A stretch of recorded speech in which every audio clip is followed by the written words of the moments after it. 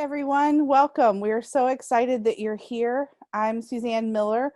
I'm a Moravian minister currently serving as the Executive Director for Pastors for North Carolina Children. I'm located in Raleigh, North Carolina, and I'm excited that you're here. This entire webinar came about a couple weeks ago through a conversation that I was having with some other clergy about, what is life going to look like beyond this COVID-19 experience, and what do we have to say to it as the church? What is our voice? What is our hope? How can we begin to live out our calling as Christians and as our calling towards justice, given everything that's happening right now? And so through my work this past year with the Justice Ministry Education course that Peg Chemberlain taught, it was natural to bring Peg in, and I'm so excited that you all get to hear from her today. Peg is she's a coach, speaker, author, strategist, and she works at the intersections of faith and public life.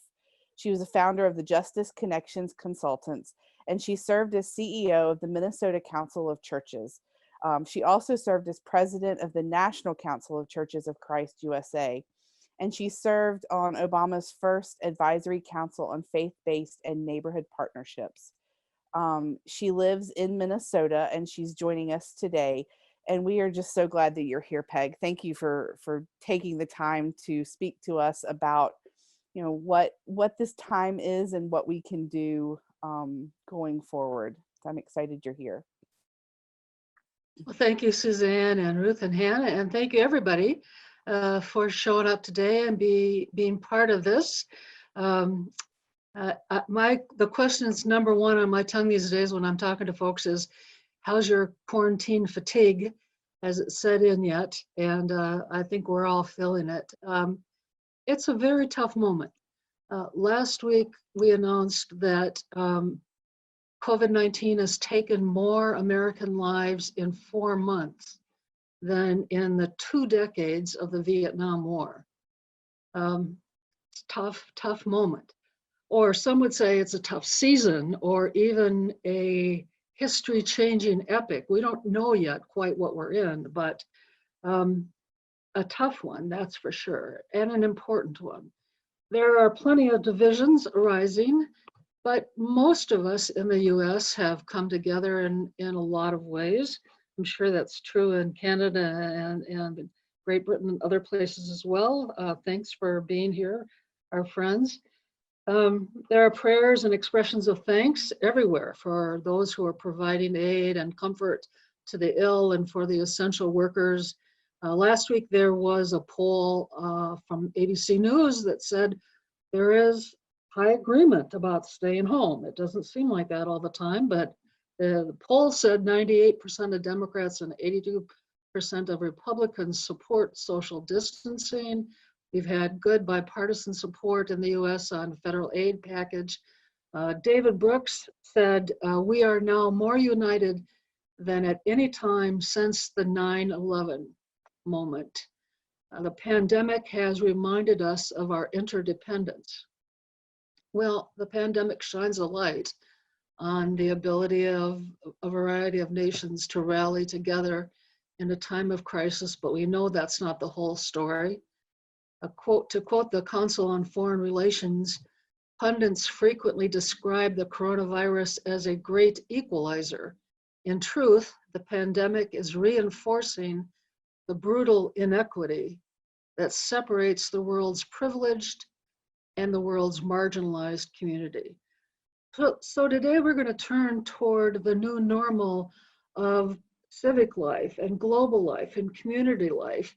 Not exactly how are we going to get the church doors open again, but the church is called to offer leadership to all of that, as well as deal with our own system.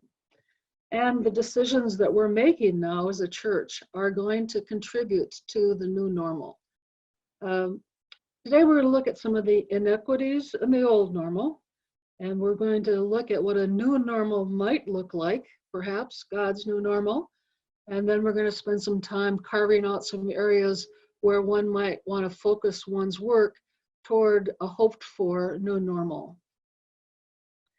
The pandemic uncovers some of the weaknesses of our normal system.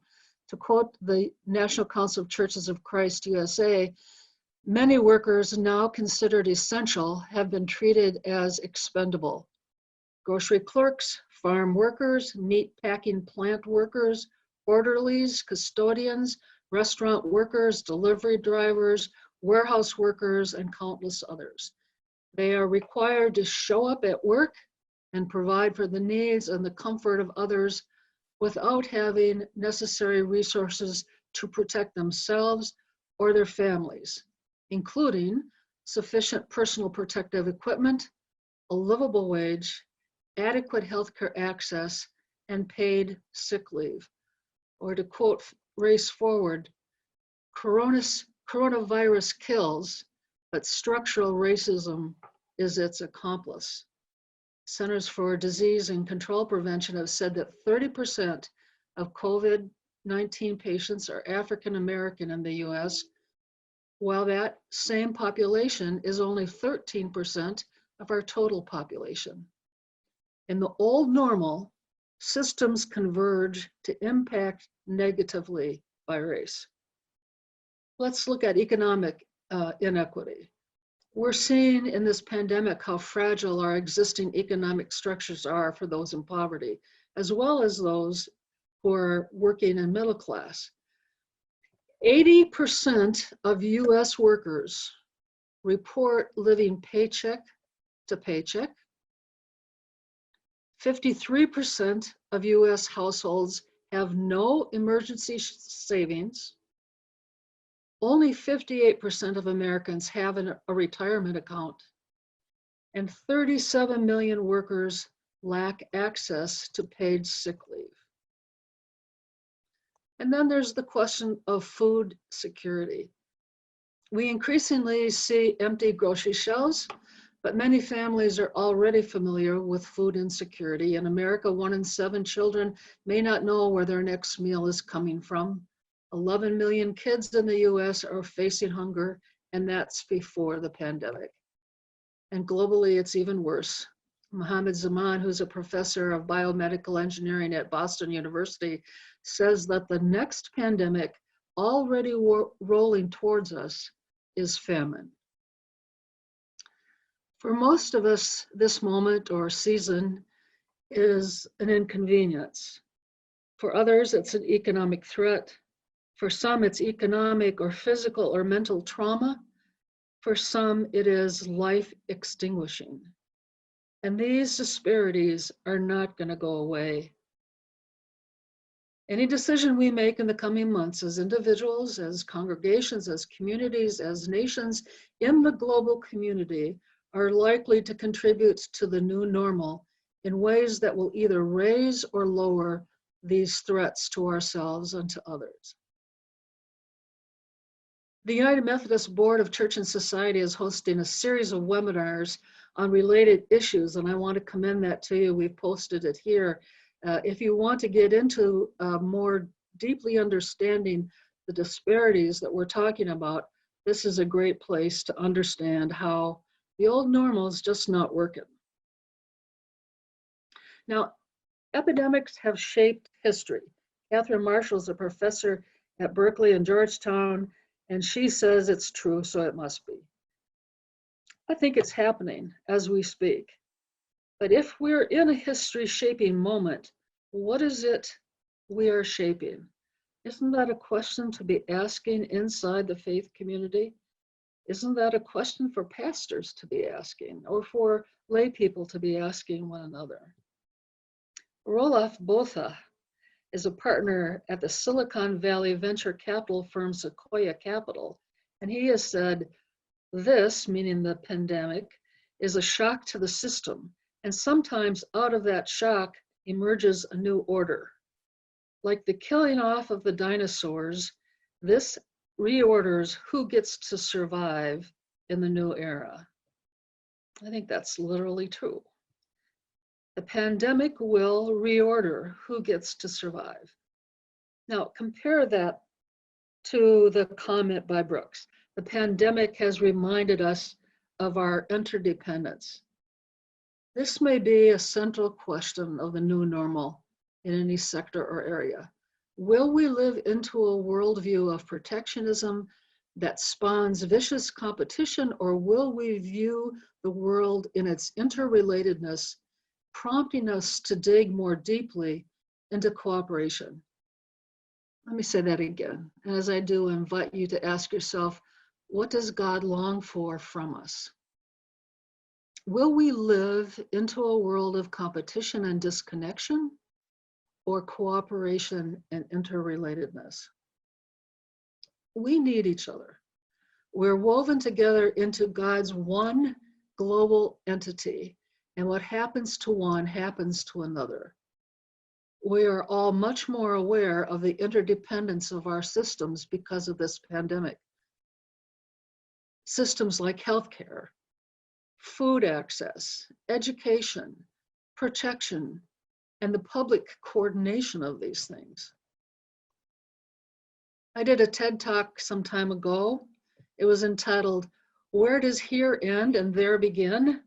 And here's the bottom line answer to that title question. There is no there, it's all here. The pandemic has opened up a deeper glimpse into that connection. Martin Luther King said it so eloquently years ago. We are caught in an inescapable network of mutuality, tied in a single garment of destiny. Whatever affects one directly affects all indirectly. My brother lives in DC, and he recently told me about one of his aha pandemic moments. He was walking on a path near his home wearing his mask, keeping his distance, and noticing who else had on masks and who didn't. And he realized that the first time he saw a mask on that pathway, he reacted with fear toward the person in the mask as a potential carrier. Now when he sees a mask, he sees mutual respect, with each of us wearing our mask because we don't know if we're a carrier or not. When I wear my mask, I'm protecting you. And when you wear your mask, you're protecting me. I think we should make that a poster and put it in all of our windows. Well, that story immediately reminded me of a story I heard when I was a youngster in church, and you've probably heard it too. It seems we are transported down to hell, where we find that the tables are full to overflowing with the most wonderful food, but nobody is eating. They have these long-handled forks tied to the wrists, and the handles are so long that they can't get the foods in their mouth, and so they're groaning in agony from hunger and longing. And then we're whisked to heaven, where we are surprised to see a very similar scene. The tables are full to overflowing. The people have the same long-handled forks attached to their wrists, but in heaven, they're having a grand and joy-filled time. In heaven, they're feeding each other. This season reminds us we are each other's caretakers, like it or not. To quote a former Minnesota senator, we all do better when we all do better. And that may be a central theological as well as sociological question around the new normal. Right now, we're being given a choice. In this season, we're being asked about our worldview. Will we choose walls of protection, or will we recognize this interconnection? Right now, we're being given a choice in this season about the life given to us. Is it to be hoarded or to be shared? Another question of this season, it's about our outlook towards those who are other. Are we going to continue to distance ourselves and harden our hearts, or are we going to take this moment as an opportunity for increased empathy? In this moment, we're being asked about our view of our own dependence. Will we kid ourselves that we can be more self-reliant, Or will we dig into the building of the beloved community? We're being invited to think about our understanding of who God is. Will we take a posture that says, Jesus is my vaccine? Or is Jesus the way, the lifeblood of the beloved community? And finally, we're being asked about God's will for us. Will we live in hope or fear? Poet Maya Angelou reminds us that hope and fear occupy the same space. Hope and fear cannot occupy the same space for very long. And then she says, invite one to stay. I started working on this presentation just after Easter. I've been in a lectionary reflection group in the morning. We were looking at the Road to Emmaus passage when my daughter and granddaughter arrived. We're staying home, but under two roofs. My granddaughter pretty quickly wanted to go to the computer and go to one of her favorite cartoon songs. We were about halfway through and I just started to laugh out loud because when the verse came on, run away, do do do do do do, run away, do do do do. Anyway, I immediately thought of those two disciples on the road to Emmaus, running as fast as they could away from Jerusalem, right away from the crucifixion. As Pastor Dan Miller, one of my colleagues that morning, had said, they just wanted to get back to normal as soon as they could. Oh, I understand that longing. I imagine that walk from Jerusalem to Emmaus, which is fairly lengthy, had a little more conversation in it, like the stranger saying, why are you going to Jerusalem when there's all this new effort going on? Why are you going to Emmaus when there's all this new effort going on in Jerusalem? I have let you know that the kingdom of God is yours to have today. Why are you here? All that I came to tell you, all that I lifted up, all that I asked you to pray for, that God's kingdom would come and that God's will would be done on earth, is beginning to happen in Jerusalem. Eventually, they go back, excited to go to the new normal erupting in Jerusalem. This notion of opening ourselves up and reaching out to declare a new normal about relationships with one another, a new normal about who our neighbor is, that word is as old as the prophets, but it is utterly revolutionary in a moment of America first. For God so loved the world, in Greek the cosmos, the whole world, the whole thing. This pandemic moment challenges us and asks us, will we become world citizens? Will we join Comenius, who said, we are all citizens of one world, we are all of one blood? You know, Moravians have held a broad, open, and inclusive worldview for a long time. And this pandemic gives us the opportunity to bring that worldview home to one another, to our people, to our neighbors, and to figure out how to take that more seriously than we've ever taken it before. The ground of the unity says Jesus Christ maintains in love and faithfulness his commitment to this fallen world. Therefore, we must remain concerned for this world. We may not withdraw from it through indifference, pride, or fear. COVID-19 is exposing existing problems with how we care for each other and how we love our neighbors, even as it uncovers a clearer sense of interconnectedness. We have a new day to get it right, a time of change and challenge, and open doors to a new and better normal. Marina Gorbis is the executive director of the Institute for the Future, and she says 4 things about the season that we're in. First, that COVID-19 has fundamentally disrupted our notion of normal everywhere. That normal wasn't that good and didn't prepare us well for this. 3, that we're just in the first stage of this crisis. And 4, we have a unique, once-in-a-lifetime opportunity to start planning now for a better tomorrow. So let's get started planning. Which brings us to our third and final section, the practicum for the day, the question of the hour, how to move from here to there, and what is mine to do in that. I want to offer up 6 practices that can focus the work of transformational social change. Pick the ones where you're gifted. Pick the ones that stir your energy. Pick the ones that are most called for in your context.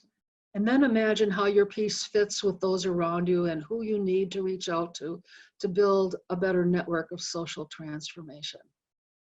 So here they are, the 6, and I'm reading the outside edges.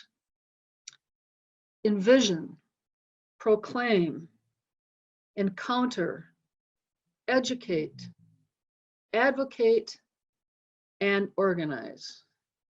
Let's start with envisioning.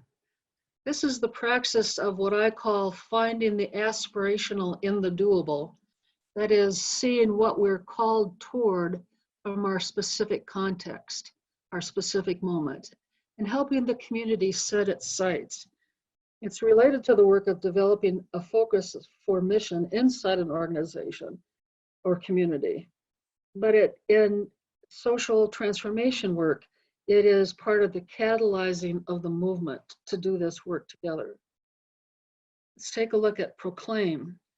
Proclamation is at the center of who the church is in our weekly life. Proclamation is a praxis of naming meaning with hope, making meaning in the midst of chaos. It is said that all innovation begins with disorientation. So see the imbalance of this moment, or this season, or this epic, as an opportunity to proclaim a new vision. Social transformation requires the transforming of worldviews. Social transformation requires the community to see the world differently. Now, if you're a preacher and you want to do more on your preaching, join the After Party series following the Festival of Homiletics. We're going to do 4 90-minute sessions focused on preaching, and we'll connect that link in the chat room. But this is the centerpiece. The church is called to be a community of seers and seekers and meaning makers and question askers. We create language and frame constructs. We develop vocabularies. We set narratives. And it's vital that we grab a hold of this proclamation praxis right now. But it doesn't always need to be done in the context of the sermon. Imagine with me for a moment that in every aspect of congregational life, there is an opportunity to offer a slice of a new worldview. Maybe proclamation just happens in a prayer at the beginning of a board meeting. Give us wisdom to see the world you long for, O God. Maybe it's just inviting people to reflect on the line of an old favorite hymn. I've got a few in mind, or to write a new one. Let's talk about encounter. In encounter, we know the players of the past and the meaning that those players gave to the life around them. But encounter must also know the present and look to the future and know the new and emerging players and meanings, particularly those who are beyond our perimeters. And in doing so, build empathy with those who appear to be different. In social transformation, there is the high priority for encounter with the cultures and the peoples that know oppression. A mission trip is one of the ways that Moravians have found deep encounter for many, many, many years. Imagine this praxis of encounter as visits or exchanges. I've got some examples if you like. Or just study the resources of those you think of as others. Watch a Church of God in Christ preacher's sermon. I'm going to talk about education. This is forming persons, building core competencies for the community. And this is a central part of the church's role. Forming the new disciple, building a community of core competencies. And for Moravians, education is in our DNA.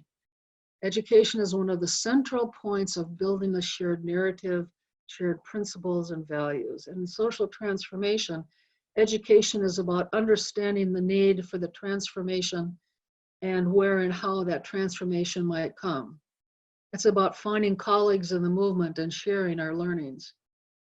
If one of the transformations we're looking at is a new worldview of connectedness, I'd love to see every congregation have an education group that is studying the trends of our major institutions. Everybody on the committee take one institution and look at its trends. And then together asking, where is God's will being done? I treasure a thought group like this coming into existence for the province, or maybe a cohort for every region. The church is pretty comfortable with the educational model.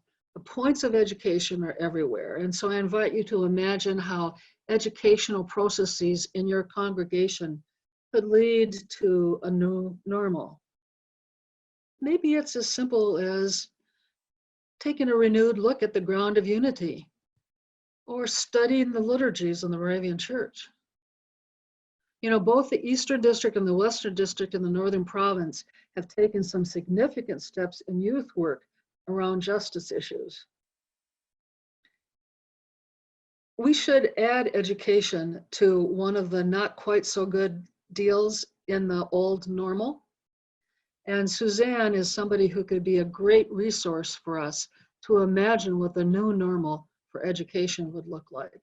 But we're going to have to educate inside our system about that new normal as well. Okay, advocating. This is the designing and forging sustainable systems. Every aspect of a developing community eventually gets wrapped into some sort of system, or else it disappears. Every relationship develops policies and systems and patterns. The city representatives decide where there should be stoplights and who needs to stop when. State representatives decide which state parks should be protected, and so on, so on. We're making these kinds of decisions together all the time. In social transformation, that means knowing the ways the systems are unhealthy systemically and offering new ways to pattern our life together. New patterning, I think that's a word, can happen inside the life of the congregation. And that patterning will contribute to the narrative of the larger culture. But for the culture to really move, to have a new normal, congregations and people of faith will have to venture into the work of impacting the larger systems. We often hear, give a man a fish and he'll feed for a day, teach him to fish and he'll feed for a lifetime. But if a power company is considering building a dam upstream, there's probably another praxis beyond education that's needed to protect the fisherman's food source. Organizations like churches in the region might have to go knock on the doors of the electric company or the utilities commission. Now, knowing that many of our systems are not built for care of those downstream, we need to ask ourselves, what are the issues and systems in our location that need voices advocating on their behalf? Advocacy around system policy can be done at the local, regional, national, international level, and there are all kinds of advocacy groups on various subjects. Don't worry so much about which one is the best. Just pick one of the good ones, and if you want suggestions, let me know, we'll talk about it. But one I want to lift up for you is the United Methodist Church Board of Church and Society. They've recently welcomed Moravians to join their public policy efforts. It's a very easy way to engage, and we've put the website up in the chat. Okay, finally, harnessing power, capacity. Capacity is required for any action to take place, and creating ownership is the primary way of harnessing individual power. Sometimes that is literally buying in, but more often in church and community life, it's about creating opportunities for buy-in or input on decision-making and mission focus. In community organizing, we know that by our one-on-one work or visitations.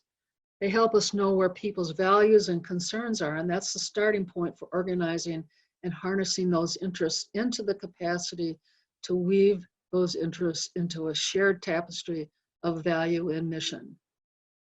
In social transformation, that's what organizing does. It weaves together the interests of those involved. And I would think most pastors and community organizers spend a good deal of time knowing where their constituents are and what they value, but you don't have to be a pastor or a community organizer to do that. Just talk to folks. Find out who's interested in what. Do that one-on-one and listen more than you talk. Sometimes this looks like networking. Congregations are grateful to their pastors right now for the networking effort that they are doing with a broader community in response to COVID-19. And it's an opportunity to strengthen the congregation's commitment to community networking as a new normal. Well, all these praxis are related and all require a good deal of imagination about how they could be in play in your context. I hope we get a chance to delve into some of that further today. I want to take just a moment to thank the Reverend Dr. Steve Newcomb of the Kaleo Center at the United Theological Seminary. I've adapted this praxis work from his work. And you can see he's gone into great depth, talks about this work, both in terms of internal organization as well as in terms of social transformation. But finally, here we are, your assignment. I am a teacher by training after all. The final assignment. 1, describe the future toward which you believe we are being called. Articulate it to yourself. Do it in short bursts. Be able to name that future. Test it out with folks. See how they respond. Number 2, claim your own agency in moving us forward. You're the one being called to lead us into a new normal. You have a sphere of influence, people around you, people who listen to you. You have gifts. There's one of these praxis that you're already involved in, at least one, some that you're attracted to. And number 3, and this will not surprise the people who've worked with me before, define one good next step. And would you please post it in the chat room so we can see what you're thinking? What you are doing, what we are in, is part of the creation of a new normal. And it's worth pursuing. It's something that matters now. It's worthy work. So claim one good next step in the general direction of your aspirations or God's as you understand them. Our new normal is already among us. It is, after all, the Easter season. This is an exciting time to be the church if we are working to see clearly, not giving into confusion, if we are willing to live into expectation, not dread, and hope, not fear. Thank you all. And Suzanne, I'm going to toss it back to you. Wow, Peg, thank you. Thank you for all your words. Having spent, I can say, personally, having spent 6 months last year working through all of this material on justice, I still don't know how you got it down to about 35 minutes. So impressive work. And also knowing that there's so much that we could dive into with questions. So I encourage you all to post your questions in the chat, and I'll be getting to as many of those as possible. I did want to start, you mentioned the beloved community, and I just wanted to have you briefly say a little bit more about that. I think that might be a term that's unfamiliar to some of our guests joining today, and I thought that might be a good place to start. Well, it's one that I became aware of in studying Martin Luther King, but it's been there a long time. And it is the way that some have interpreted what the kingdom of God means, that we are all part of God's beloved community, whether we know it or not, whether we like each other or not. And we're called to live faithfully into that kind of relationship with each other that is meant to be known here on earth as in heaven. Thank you. I think that's a helpful term for us in the conversation around justice and common good. You know, what is that beloved community? It frames it in a faithful theological way. And I wanted to pose a question to our panelists or our participants. You know, what keeps you awake at night? Like, given everything that's going on these days, you know, what is keeping you all awake at night? I know I've had some crazy dreams with the COVID-19, and I read that that's normal apparently, which made me feel better. My husband and I have had fun discussing some of the crazy things that come up at night, and I'll wake up at 3 a.m. and be wondering about, you know, people who are hungry or people who are, you know, not having the housing situations that they need to be able to quarantine or those types of things. So just what is keeping you awake? As I've begun to explore justice as a conversation and as a life's work, I find that that's a helpful question to help us focus. Because I know, Peg, one of the things that we talked about as we were preparing for this is, you know, what areas are being affected by COVID-19, what areas of our world are changing, and it's everything. Everything out there needs to be worked on. And so as we are personally thinking about it, you know, what is that one area that really keeps coming up to us? And I like the term holy anger, and I wish I could go back and quote exactly where I heard that from, because I know I didn't make that up myself. But, you know, where is that holy anger in our hearts? What is that working on? Where are we seeing those calls in our own lives for empathy and compassion, you know, in active form? I'm seeing a few of you all posting things, which is awesome. Peg, I had another question for you, or a comment, I guess, in some ways. In thinking about the plague of COVID-19, it's also drawn me back to thinking about Comenius. And as this person who works on education, obviously, Comenius I'm a big fan of his work. And I find it interesting to think about the connections. He lost his wife and some of his children to the Black Plague, and was really, I mean, very personally affected by that entire experience. And it gives me hope in some ways to think about how this current experience will affect our thinking, affect our work in positive ways. And I didn't know if you've had any thoughts around that, about, you know, what positive things might be able to come out of this time. I mean, we're hearing so many negative things, and it's obviously very, very tragic, and I don't want to underplay that in any way. But I was curious if you've had any thoughts of, like, what gives you hope right now for the future? I think the Moravian Church is a sign of hope. And it may be that our mustard seed needs to water itself a little more vigorously and be humble, but step out a little bit more with the things that we have talked about as being central and primary to our understanding of the gospel. It has everything to do with community, and it has everything to do with world community. You know, I have this little poster of John Amos Comenius. You can't see it, but I'll read it to you. The whole thing says, "We are all citizens of one world. We are all of one blood. To hate a man because he was born in another country, because he speaks a different language, because he takes a different view, is great folly. Desist." Comenius says, "Desist, I implore you, for we are all equally human."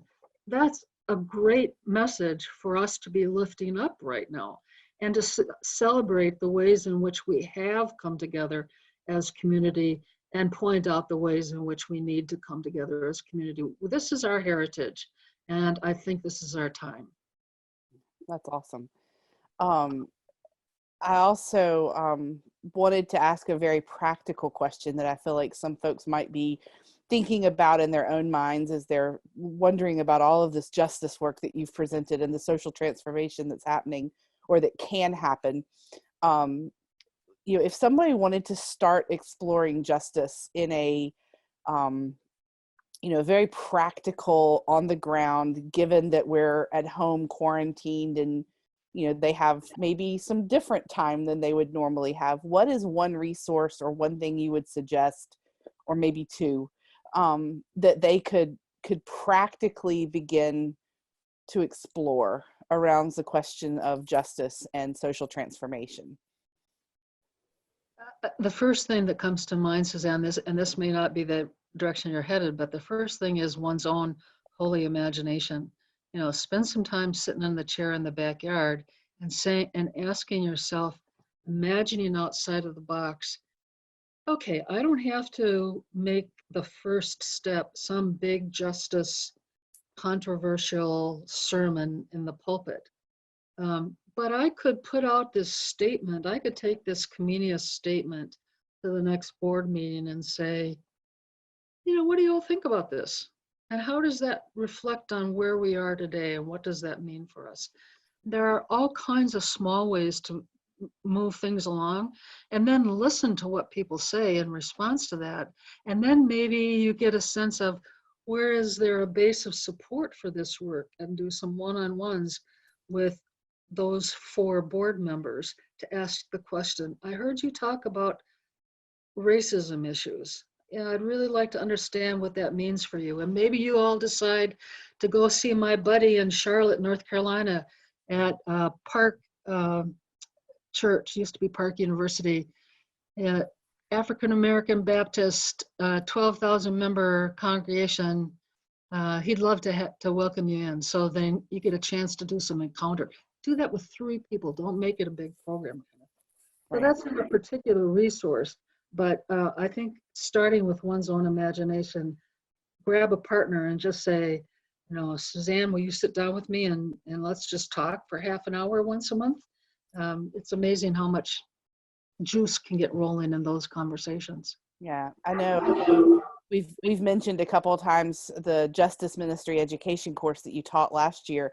That, for those who have not heard about it, or there was an article in the Moravian previously about it, but it was a group of 9 of us who spent months studying justice and the call from Scripture, the call from Jesus to do justice and love mercy and walk humbly with God, and to quote a famous prophet.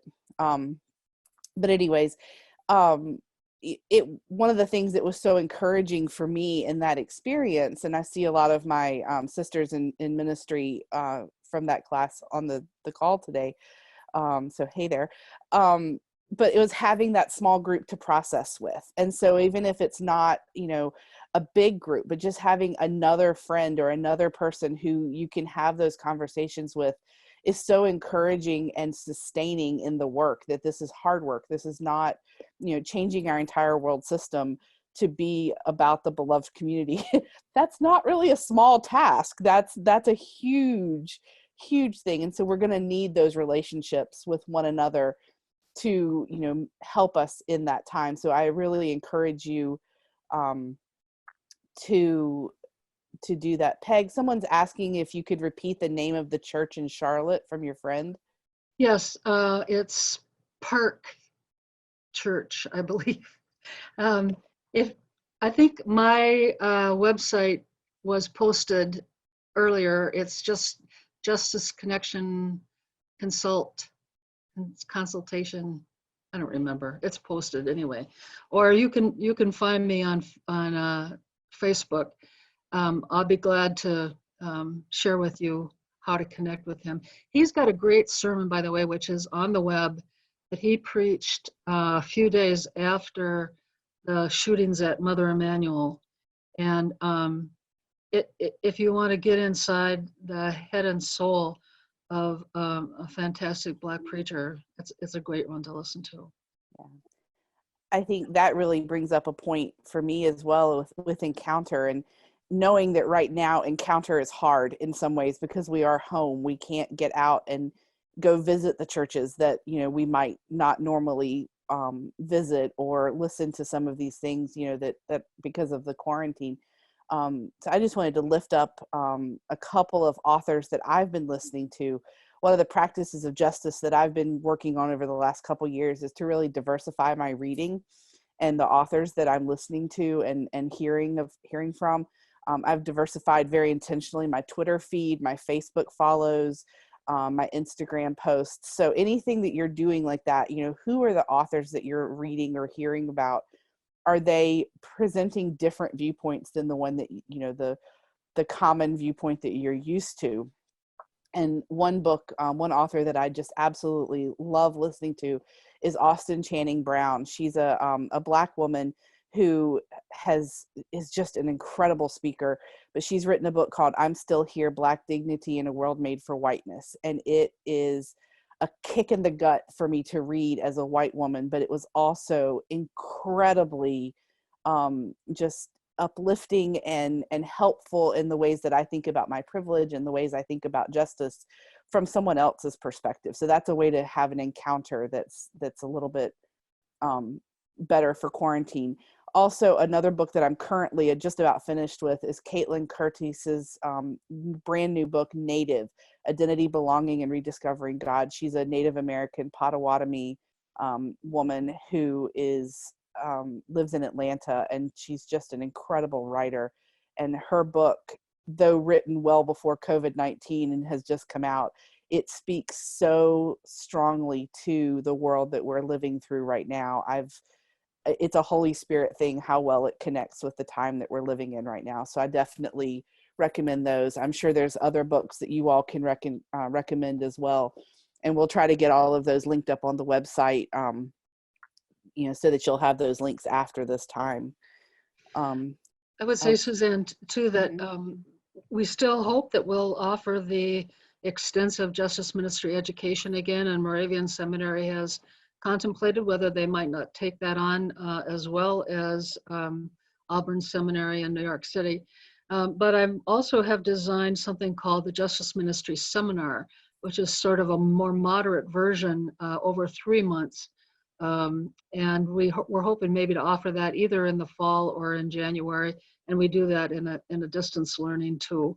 I want to say again for clergy, 2 things that I would suggest, steps that you could take right off the bat if you're not already, is join a lectionary group and ask the question of each other, what's the political context in which this scripture was written, and what's the political implication of this scripture, because it's true for every scripture.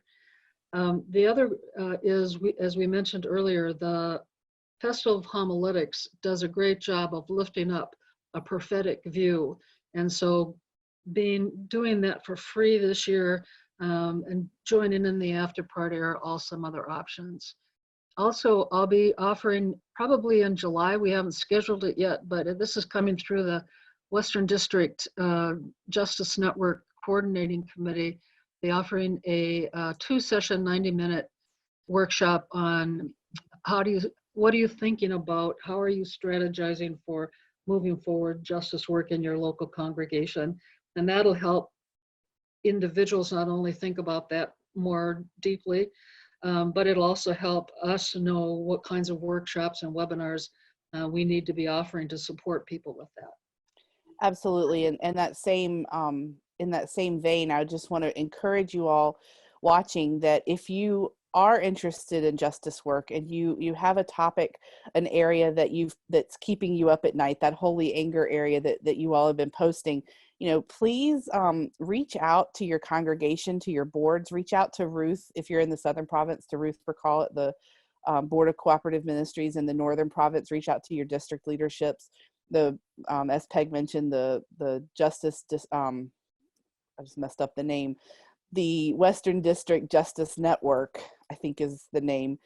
There's groups working on this around the Moravian Church. And so we want to connect one another. That's an important way to be able to build that organizing power and be able to make a bigger difference, is by working together from various locations. And so if you have an interest in something, please connect, connect with me, connect with others. I can be reached at Pastor Suzanne Miller at gmail.com. I'd be glad to have conversations with you individually or with congregations to help facilitate these conversations as well. And I know Peg is also interested in that. I also want to mention that the Western District Justice Network Coordinating Committee, under the authorship of Marion Boyle, yay, Marion, wrote a piece that is on the webpage for this that speaks specifically about what the pandemic is revealing to us about inequities. And it's worth taking a look at and use it as a tool where you don't have to be the person who necessarily says, this is what I believe, but have a few people look at it and discuss it and say, what do you think about this? What makes sense and what doesn't, and where do we need to put our time and energy? Anyway, I'll stop now. Are there other questions that you all have? We have chatted for a while now, so I want to be sure to leave space for other questions. So post those in the chat box, please, and I'll be able to read them to Peg. We're just so excited to have so many of you all joining us today, and to know that this also will live on the web, on the website that the Board of Cooperative Ministries has put together with the resources. So all of the books, all of the websites, all of the links that we've talked about today, we will be sure to have on that website as well, so that you can further explore these different ideas around justice and around the post-COVID-19 reality, the beloved community that we're building.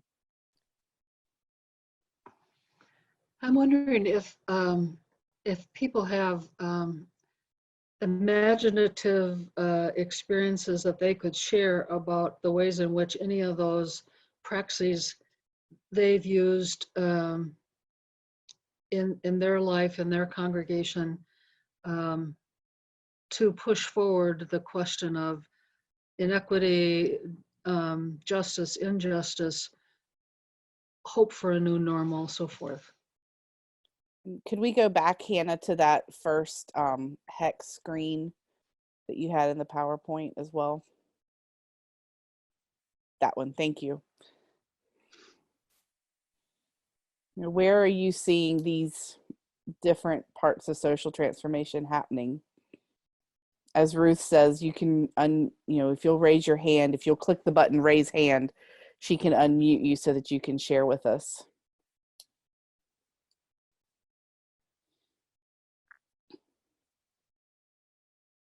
On anything, not necessarily this piece. This is just where I'm particularly interested at the moment. But what's your hope for the Moravian Church in this moment in time? What's your fear? Hi, this is Jenna from Home Moravian Church. Hi, Peg. Hi, Suzanne, and everybody. Thanks for speaking up. This has been really great. I would say in our work at home, we're still very much in sort of an envisioning place right now, but this has been such great food for thought and very tactile and actionable. I think one of the challenges, at least we've been having, and maybe other congregations have been having, is we're very good at doing what we've always done. And then change is hard, right? And change during something like this is also very scary. So I have just a tremendous amount of things bubbling up in my head about what we can do to feel empowered to move forward here. So this has been perfect timing for me, and probably many others in our visioning team group that want to do more work in this area and haven't quite known the best next steps to take. Can't wait to hear more about it, Jennifer. Well, thank you so much. It's been a really good talk today.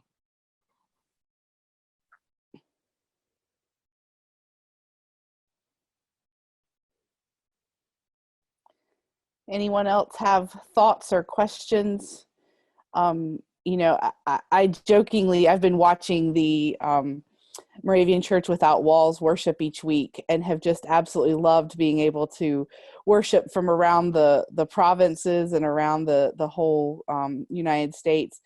And it's really not lost on me the fact that we are doing a new thing. And we so often joke about, Moravians can't do, new things. We've never done it that way before. Well, we've proven that we can, and I find a lot of hope in that. Carol, it sounds like you're Carol, unmuted. yeah. I was going to Bishop. say, yeah, yes. I was going to say that I would encourage patience, because sometimes you have to wait and listen for what's coming. I think for me, I have felt in this time, I felt a lot of, I would say, I agree with you on the isolation fatigue thing, Peg, because my brain has been slow.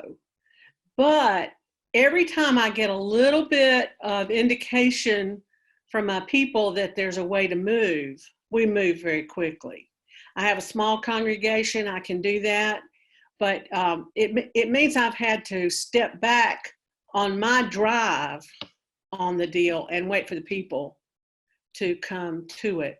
We've done enough work in the last few years on their hearts and their minds and their educations that now I'm waiting for them to bubble up with the activities. And so the real economy for me in this has been to be ready to move when they're ready to go. And do you have to invite them to bubble, Carol, or do they? Well, that's what the proclamation has done. For the last few years, we talk about how you use this, what we're talking about today out there in the world. And so there's an application, not a specific application, but there's okay, now you're going out in the world this week. What are you going to do with this? How are you going to live this? What are you going to see? Who are you going to interact with? And that is paying off now, because we are not able to be together and do this in the ways that we were before. But every once in a while, we had just what's bubbling up is just so exciting, because this past week we began giving to a new hunger agency in the county, because one of our people said, we ought to think about this agency as we work on hunger. And that, that for me, that's incredibly exciting to have a new, to have a new place to be active and to have our footprint in a new place. That is incredibly exciting. And I just had to wait a long time before that came up. And it was a place I didn't know about.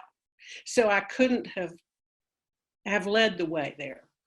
But I love it when it comes from them, because it's a lot better when it comes from them. That's what I want to say. Absolutely. And I think that's an important point, that sometimes we want things to move faster than they really can, especially when you're doing systems work and, building power. The harnessing power part takes a long time. This is not fast work. Building the beloved community is not something that's going to happen overnight. It's taken a long time for things to be the way that they are. They're not going to change immediately, but that doesn't mean we can't do those other pieces, and the education and the transforming worldviews and the igniting our people to work together, to ask those tough questions about where's our holy anger. That work can happen all the time so that we're ready to move when the time is right. I understand that we have Barry Lehman on for a question. Yep, I'm here. Can you hear me? Yes, Yeah. we can hear you. Interesting how this all falls together. I'm still in that envisioning stage myself. The patience question, I'm not a very patient person when it comes to my own, I want to get going on this, but it's only been slightly less than 2 months since this all began. One of the things that I hope doesn't change is these kind of things, more and more and more opportunities.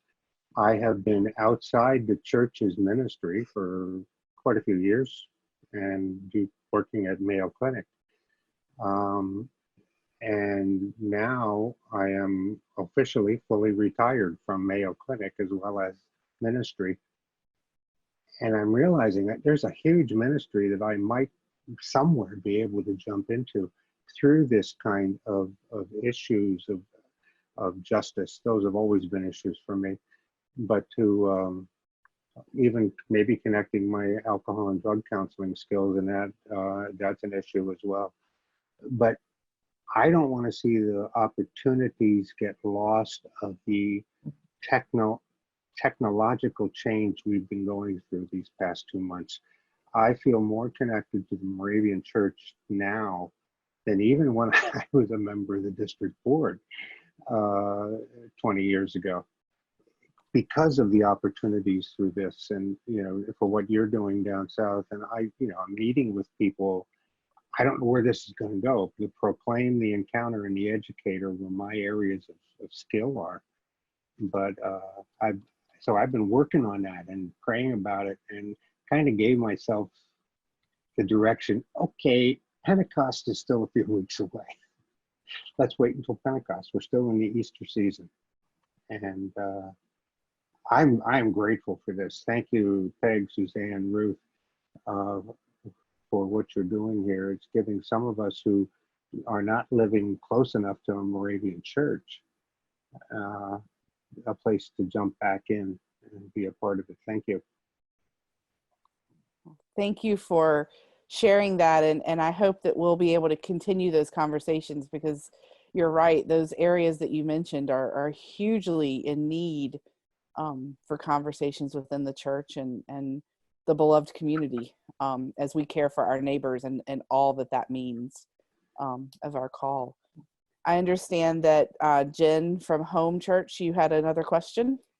Yeah, I just had a question about, holy anger and the difference between that and holy rage, and how one both manages that, if you have good resources for that, and uses that productively. Because that's some of the challenge I have right now. I find myself in like almost a constant state of rage. And I don't think people tend to just stop listening when that's how you feel, right? So I'm having a hard time with my ability to represent myself as a leader on progressive visionary change in the church, when what I really want to do is scream at people about how inactive we are, or how horrible things are, or how white we seem, and how privileged our perspective is, so those types of resources would be helpful. I don't know if they're included in some of the links or not, or if you can speak to how you manage that as in your faith. Peg, do you want to mention it or talk It's about? all I yours, have Suzanne. comments. Okay. I definitely, I hear you, Jennifer. That is something that I have found myself really struggling with at times. I'm an Enneagram 8. If you've done any Enneagram work, as a person with an 8, that's my go-to is, I want to just take it on and fix it right now. And so that's been a real learning curve for me. One of the things, and I'll get Ruth this graphic. I have a graphic that talks about it and kind of ways to get focused. But one of the things that I've found to be really important as I manage my own work around holy anger and holy rage is really focusing, because I found myself at one point a few years ago upset about so many different things that I felt like I was just spinning wheels, and that I was not really, there were so many issues that I cared about that I couldn't get anything done because I was angry about so many different things at so many different, all at the same time, which didn't really, it wasn't productive. And so that was for me, that rage of just really I was so angry. I couldn't get anything done. And so one of the things that I've had to really learn and work on is focusing down to something that is actually tangible and doable. Here, now, small and doable. That's a phrase that I use. The church that I attend here in Raleigh talks about that a lot. Here, now, small and doable. What can you really make happen today? And that for me has really helped to focus. That's why I work on education justice and education advocacy within North Carolina. And so, you know, being able to manage it and know that I'm doing what I can, you know, at that time, and I'm focused on really making substantive changes and being a part of a community that's working on true change, you know, in our public school system and advocating for public schools. That was where I had the bandwidth and the ability to focus. And I had to let go of some of the I can't fix it all. And I know that there's other groups who are working on the issues that I care about as well. But right now I'm in the best place to work on this one issue. So figuring out what that issue is for you and where you can make change, and just working on yourself and doing as much learning and diversifying your reading list and doing all of those things for yourself, you'll find people who are also able to walk with you in that and help you manage it. I hope. Let's chat afterwards if you need to. Sounds like we have time for one more question.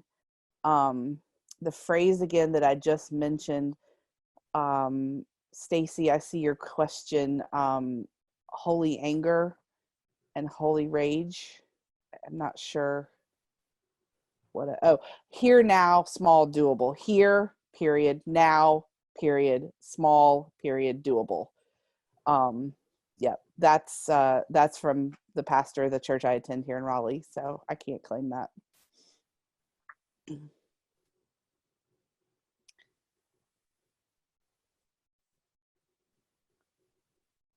It looks like it's about time for us to wrap up. And so, Peg, do you have last words for us or anything you'd like to? Suzanne, I've got Peggy Dodson Oh, available. I'm sorry. Excuse me. Peggy, please jump in. I didn't see that. What's your question, Peggy? Peggy,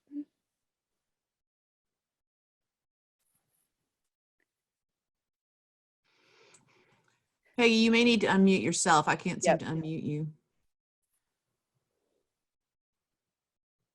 Can you hear me?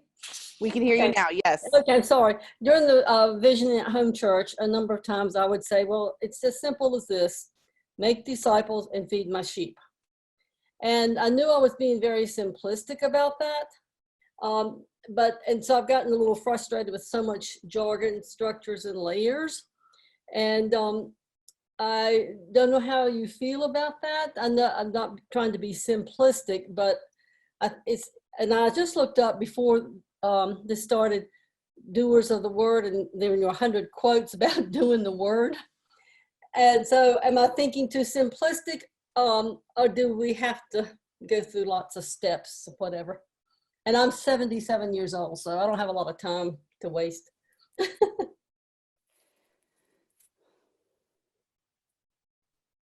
Peg? Uh-huh. Well, Go ahead, Peg. What constitutes making disciples? Is it simply getting to a point where somebody says, I accept Jesus as my Lord and Savior? No, I think it's continuing spiritual formation. Yeah. But we don't stop there. So I do think that's an important part of all that we do. Mm-hmm. Yeah, making disciples is really a fairly complex, Mm-hmm. but complexity is no reason not to get started. And I think when I hear you talk about having a simple, memorable phrase like make disciples and feed my sheep, I mean, we all need that kind of focused missional aspiration in front of us to move us forward, knowing that it's going to get complicated as we roll up our sleeves and try to figure out what that means and how to get it going. But we do need those kinds of synthesized short handles for our work and our understanding too. So I appreciate that. Okay, thank you. And I would just add as well of the concept of feeding my sheep. Yes, we are to literally feed our neighbors and make sure that people, have the food that they need to survive. But in the most literal, most simple sense. But I think there's also a larger picture there of caring for one another. And, we've seen that in this whole experience. I know in Wake County, where I am in the Raleigh area, you know, they spent 2 weeks trying to get the feeding stations set up after the schools shut down, just to make sure that people were getting their food every day. And it became very obvious how many families were being supported, you know, how many children were receiving nutrition through the schools that were then not getting it, you know, Absolutely. because of Mhm. the schools being shut down, and that being a very crucial, critical issue in our community. So, you know, we have to look at it from a more holistic standpoint as well, that, you know, what does this mean, and why are 1 in 5 children, you know, Peg mentioned 1 in 7 in the United States. Mhm. There's 1 in 5 children in North Carolina don't know where their next meal is coming from. And that is a truly startling statistic for me. Absolutely, I agree. And I know it's not this simple, but I think a focus sometimes keeps us moving. Absolutely. Absolutely. I think that is about where we have to leave it. Thank you for everybody's comments and reflections. Ruth, we will be able to capture the comments. Is that my understanding, that people's comments will be saved? I certainly hope so that we can continue this conversation. But thank you all for joining us. Peg, final words? I'm a teacher, and so wanting to do evaluation, I would love to hear your feedback. What worked, what didn't? How is this helpful to the Moravian Church? What does the Moravian Church need? Thanks. You can leave that feedback in the chat box. You can also email that in to Ruth, and we'll be able to get that. bcm@mcsp.org. That'll be a great way to send us some feedback. Is this helpful? Was this, you know, what you were hoping? What do you take away from it? What other conversations does it bring up that we need to also, you know, cover in another future webinar? I laughed the other day when Peg sent me her first draft of this. It was probably a book, not a webinar. And I said, Peg, you need to write this as a book. So there's a lot more we could talk about, but what do you need to hear? That's what we want to offer. So thank you so much for being here. It was such a pleasure to be part of this conversation today.